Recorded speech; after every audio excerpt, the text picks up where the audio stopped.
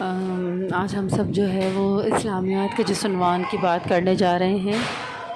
اس کا تعلق جو ہے وہ آپ کی اسلامیات کی درسی کتاب سے ہے، جس کا عنوان ہے اذان، جو کہ صفحہ نمبر 13 پر موجود ہے۔ یہ جو ہے اذان عبادات کے کالم یعنی عبادات کے یونٹ کے اندر آتا ہے کہ اس سے پہلے ہم نے جو ہے وہ عنوان پڑھا تھا عقیدہ توحید، اور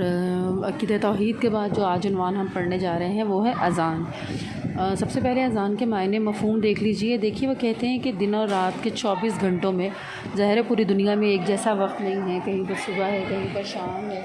کہیں پر جو ہے وہ دوپہر کا وقت ہے، تو لہٰذا وہ کہتے ہیں کہ دن اور رات کے 24 گھنٹوں میں پوری دنیا میں کہیں نہ کہیں اذان جو ہے وہ مسجد کے بلند و بالا میناروں سے جو ہے وہ اللہ اکبر کی صدا کی صورت میں جو ہے وہ سنائی دیتی ہے۔ اس صدا کو یعنی آواز کو اذان کہا جاتا ہے۔ اذان کے لغوی معنی کیا ہوتے ہیں؟ منادی کرنا یعنی بلانا، اعلان کرنا، دعوت دینا۔ اذان سے مراد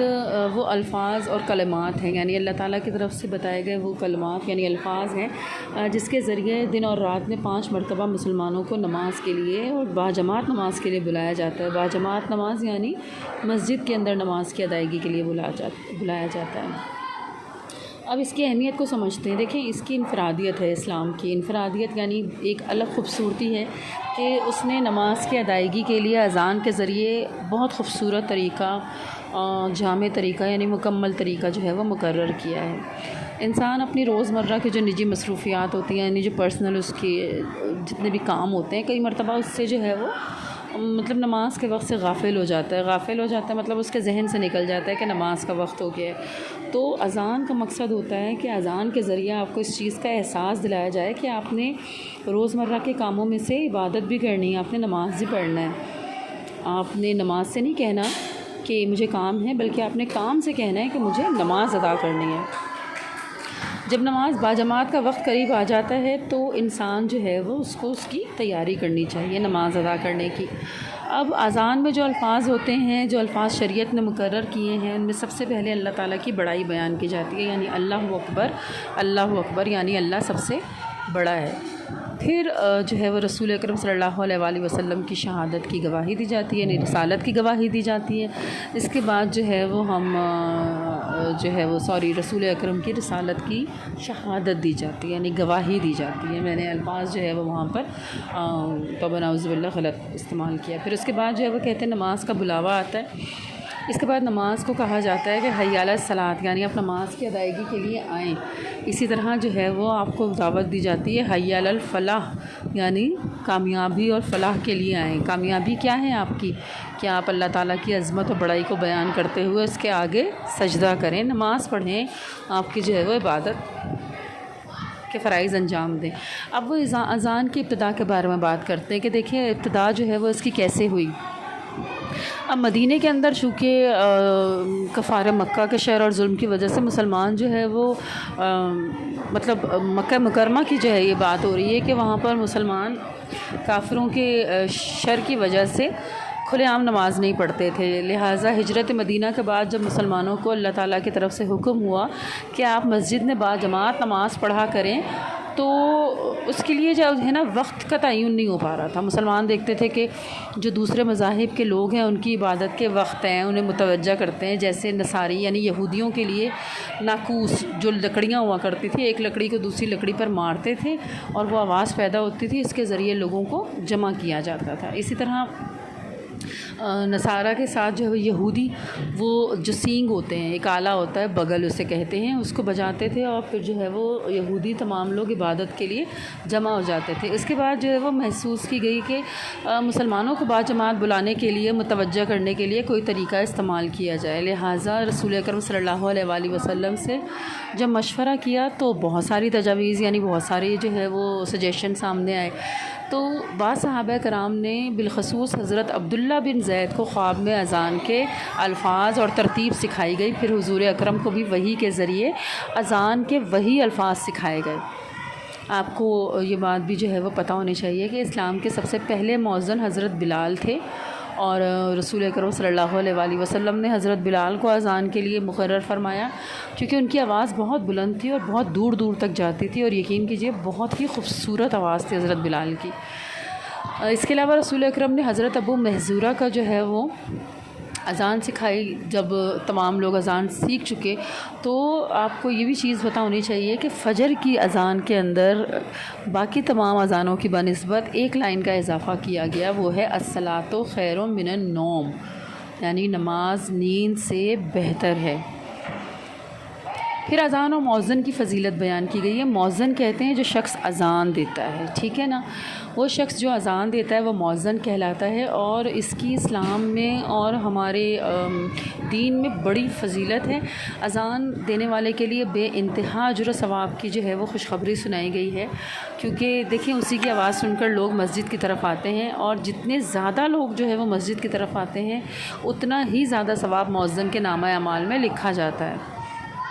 ایک حدیث میں آیا کہ اگر یہ معلوم ہو جائے کہ اذان دینے اور پہلی صف میں نماز پڑھنے کا کتنا ثواب ہے، یعنی اگر آپ اذان دے رہے ہیں اور آپ پہلی صف میں نماز پڑھ رہے ہیں، پہلی صف یعنی جو مسجد کے اندر پہلی قطار ہے، یعنی نماز میں اتنی جلدی کرنا کہ پہلی قطار تک پہنچ کے آپ نماز ادا کریں، تو اتنا زیادہ اس کا اجر و ثواب ہے کہ یہاں تک فیصلہ کرنا پڑے کہ آپ کے نام کے لیے قرآن اندازی کرنی پڑے گی۔ اتنا ثواب ہے کہ آپ اس کا اندازہ نہیں کر سکتے ہیں۔ آپ اللہ کی بارگاہ کے اندر جو ہے وہ آپ کی کتنا زیادہ اجر و ثواب ہے کہ آپ ان تمام لوگوں کے اندر قرآن اندازی کرنی پڑ جائے کہ کس کو کتنا زیادہ ثواب ملا۔ لیکن دیکھیے ایک چیز اس میں ذہن میں رکھیے گا کہ اگر تو آپ مسجد کے اندر وقت پر پہنچ گئے تب تو آپ پہلی صف میں نماز پڑھیں، لیکن اگر آپ مسجد میں تھوڑا لیٹ ہو گئے یا کسی محفل میں بھی اسی طریقے سے دیکھیں تو لوگوں کی گردنوں کے اوپر سے نہ پھلانگیں یا لوگوں کے پاس سے اس طرح کہ بھئی آگے جا کے ہم نے پڑھنا ہے، نہیں، جہاں پھر آپ کو جگہ ملے آپ نماز پڑھیں، کیونکہ ایک اور حدیث بھی ہے انما الاعمال بالنیت، آپ کے عمل کا دار و مدار آپ کی نیت پر بھی ہے، ٹھیک ہے نا۔ اسی طرح ایک اور حدیث ہے مسلمانوں کی گردنیں قیامت کے روز لوگوں میں بلند ہوں گی، یعنی جو مؤذن ہیں، مؤذن مسلمان یعنی جو اذان دینے والے ہیں، ان کی گردنیں قیامت کے روز لوگوں میں بلند ہوگی۔ پھر بتایا جا رہا ہے کہ اذان دینے کے وقت شیطان ایسی جگہ بھاگ جاتا ہے جہاں پر اذان کی آواز سنائی نہیں دیتی، یعنی اذان کی برکت ہے۔ اسی طرح جہاں سے اذان کی آواز دور دور تک سنائی دیتی ہے وہاں پر رہنے والے لوگ جو ہے وہ جنات اور انسان قیامت کے دن مؤذن کے لیے گواہی دیں گے، ٹھیک ہے۔ اسی طرح حضور اکرم نے فرمایا جس شخص نے ثواب کی نیت سے 7 سال اذان دی اس کے لیے آگ سے نجات لکھ دی جاتی ہے۔ اچھا ایک چیز اور میں آپ کو بتاؤں کہ ضروری نہیں ہے کہ خالی اذان جو ہے وہ صبح 5 وقت اذان مطلب پورے صبح سے لے کر رات کے 5 وقت اذان دی جاتی ہے، بلکہ اس کے علاوہ بھی خدا نخواستہ قدرتی آفات آ جائیں، کوئی جو ہے وہ شدید بارش ہو جائے، آندھی ہو جائے، طوفان زلزلہ آئے، تو اس وقت بھی جو ہے وہ اذان کی برکت سے وہ مصیبتیں ٹل جاتی ہیں۔ آپ کو یاد ہوگا کچھ عرصہ قبل جو ہے وہ ایون پاکستان میں بھی لوگ 10 بجے اذانیں دے رہے تھے، جن دنوں جو ہے وہ کرونا کی وبا پھیلی تھی۔ اس کے علاوہ جب پچھلے سال بارشوں کی وجہ سے جب تباہی ہو رہی تھی تو بھی لوگوں نے اذانیں جو ہیں وہ دی تھی، تو اس لیے جو ہے وہ اللہ نہ کرے آگ کہیں لگ جائے تو اس دوران بھی جو ہے وہ اذان دینے سے مصیبت دور ہو جاتی ہے، دفع ہو جاتی ہے۔ اچھا جی، اس کے بعد جو ہے وہ مرگی ایک بیماری کا نام ہے۔ اس کے علاوہ جن بھوت جو ہم لوگ کہتے ہیں کہ مطلب ظاہر ہے ان چیزوں کا بھی وجود ہے، تو ان کے بھی جو ہے وہ ان کو دور کرنے کے لیے بھی اذان دی جاتی ہے۔ اچھا اذان کی معاشرتی اہمیت کیا ہے، یعنی آپ کے معاشرے کے اندر اس کی کیا اہمیت ہے؟ دیکھیے اسلام میں شرعی نقطہ نظر جو ہے نا، اس سے جو شخص اذان دے رہا ہے اس پر بڑی بھاری ذمہ داری ہے۔ کیا ذمہ داری ہے کہ رسول اکرم صلی اللہ علیہ وآلہ وسلم نے مؤذن کے لیے مغفرت کی دعا فرمانے کے ساتھ ساتھ اسے مسلمانوں کا امین بھی قرار دیا گیا ہے، یعنی کہ اسے اس چیز کا خیال رکھنا ہے کہ اس کی وجہ سے مسلمان عبادت میں جو ہے وہ دیر نہ کریں، وقت پر اذان دے تاکہ وقت پر مسلمان بھی نماز ادا کر سکیں، ٹھیک ہے۔ اس کے علاوہ مسلمانوں کی زندگی میں نظم و ضبط بھی اسی کی بدولت آتا ہے، پابندی اوقات بھی اسی طریقے سے آتا ہے۔ اس کے بعد جو ہے وہ اذان سننے کے بعد لوگوں میں مسجد جانے کا شوق پیدا ہوتا ہے، اور سب سے افضل ترین طریقہ یہی ہے کہ آپ مسجد میں جا کے نماز ادا کریں۔ اس کے علاوہ جو ہے وہ اذان سننے کے بعد مسجد کا رخ کرنے کے بعد آپس میں جو مسلمان ہوتے ہیں ان میں آپس میں اتحاد و اتفاق بھی پیدا ہوتا ہے۔ مسلمان خواتین جو ہیں وہ ان کو گھروں کے اندر نماز کا اہتمام کرنے کا حکم ہے، اور مردوں سے یہ کہا گیا ہے کہ وہ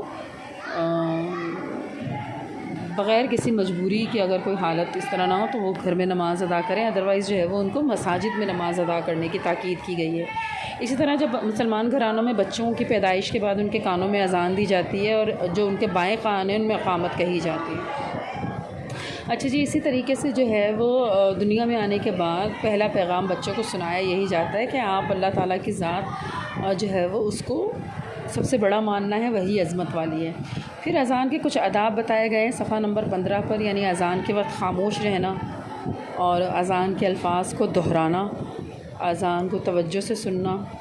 جب مؤذن کہے اللہ اکبر تو آپ نے بھی کہنا ہے اللہ اکبر، لیکن جب وہ مؤذن کہے حی علی الصلاۃ اور حی علی الفلاح تو آپ نے شیطان مردود سے اس وقت پناہ مانگنی ہے، یہ کہہ کر لا حول ولا قوت الا باللہ، ٹھیک ہے نا، یہ اس وجہ سے تاکہ آپ شیطان سے پناہ مانگ سکیں۔ اس کے بعد آپ کو جو ہے وہ نماز کے بعد اذان کے بعد معصورہ دعائیں یعنی دعائیں جو ہیں، یعنی اذان کے بعد جو ہے وہ کچھ کی جانے والی دعاؤں کے بارے میں بھی بتایا جا رہا ہے۔